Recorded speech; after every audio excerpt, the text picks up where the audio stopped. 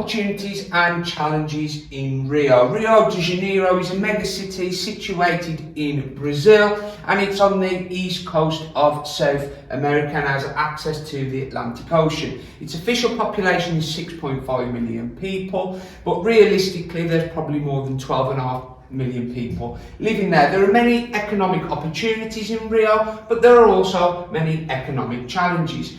Economic opportunities include jobs. There's a lot of jobs in Rio, and the city contributes 5% to Rio's gross domestic product, or GDP. Industries include steelworks, has the largest steelworks in Brazil, the oil and petrochemical industry, tourism, for example, people go and see this statue of Christ the Redeemer, and construction, for example, during the run-up to the Olympics and the FIFA World Cup. This leads to the multiplier effect. For example, investment into Rio, e.g. to build a new factory. More people move to Rio and more people are hired. There's more spending in the local area in terms of infrastructure. Additional dollars are spent because people now have more disposable income. This dollar enters the local economy, and demand in economy increases. And because of this demand, there's further investment and the multiplier effect